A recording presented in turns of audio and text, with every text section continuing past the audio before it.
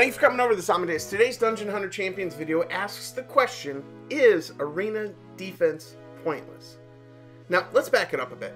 As I was shopping today for my weekly tutor puff and my daily training fuzzlepuff, I noticed that my badges were getting a little bit low. And after locking up the tutor puff, I went to arena and started attacking folks for some much needed PvP currency. Now, first of all, I want to state that we started in the 400s or wherever we ended up after rush hour yesterday, right? So it didn't take long for me to realize that I'm just going from defense to defense, and I'm not even looking at the teams themselves. Basically, I'm just taking enough time to see if they have immunity on them. If you do, you get a pass. If you don't, I get badges. And there's really no other result. Now, I know a lot of in-game players are going to interject that immunity on arena defense needs a skill cooldown synergy trait to make the immunity 100% uptime, blah, blah, blah.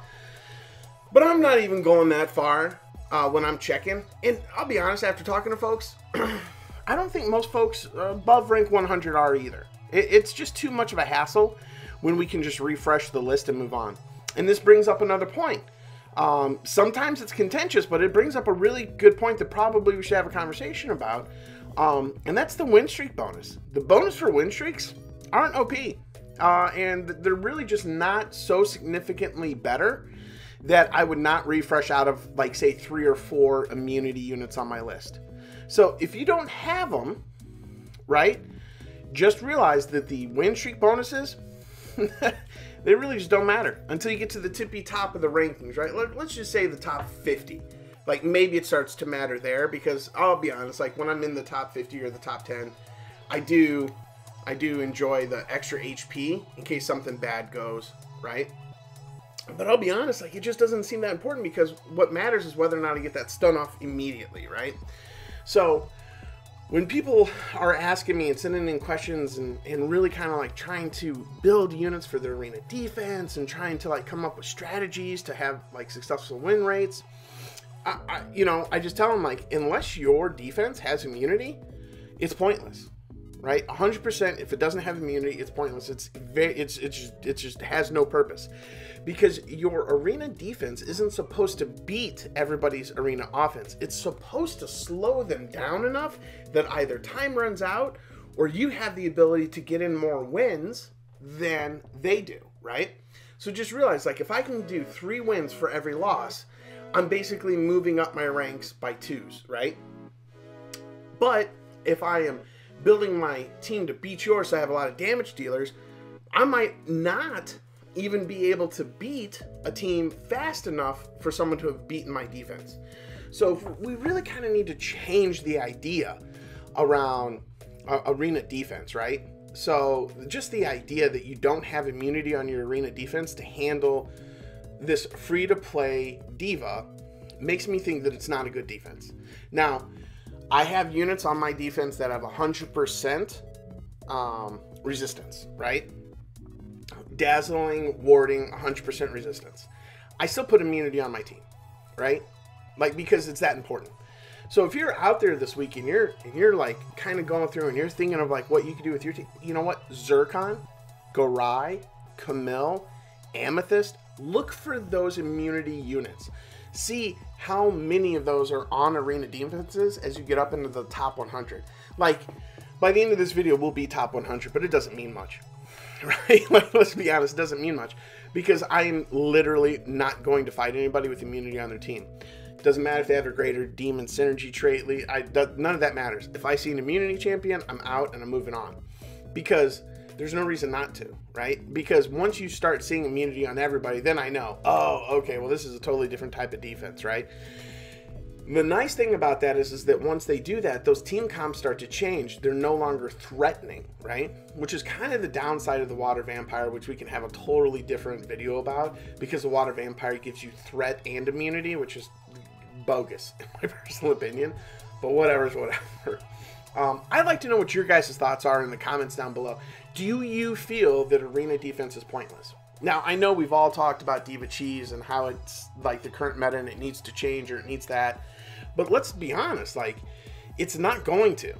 At this point, I have no faith that it's going out. So, from a new player perspective, from a mid-game player perspective, it just seems to me that the only solution is to put tanky units on your defense with immunity.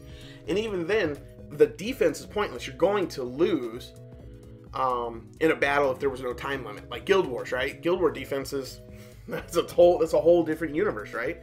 But if you look right now, we're 215. Here is Element. I gotta make sure she doesn't have immunity on her. Okay, so the Zeomar, the nature vampire that I love so much, he is element advantage over half of my team. And I will tell you that it doesn't matter because he's going to get stunned. Boom. Oh, he didn't get stunned, but everybody else did, so they're all dead. Okay. So, I mean, at that level, I mean, I just got to say, like, no matter how good the unit is, no matter how much time you're investing, no matter how much energy you're putting into it, frankly, it could probably be invested somewhere else better. And because I just don't think that there's a great deal of point to it. But hey, I am well aware. I have an open mind about this. So I know that there's individuals out there with more experience around this, but let me know in the comments below what you guys think. Do you think that investing time and energy into an arena defense that doesn't have immunity is worth it? Is arena defense in general pointless? Because it's just a rough gambit right now, and I just don't see the value of it. These are great champions on this team. Like, if you look right now, great champions. 5 stars, right? Level 60. Great gear. Look at that BR rating. Like, they have good gear. These are good champions. Someone invested a lot of time and energy into it. There's no immunity. It can't win. Like, it is a pointless arena defense. Okay, so look. Fire Archangel. Water Greater Demon. Fire Vampire. Wait, I guess Yuko is a 4-star, but let's be honest. And there's, like, a lot of effort, a lot of gear. Battle rating testifies.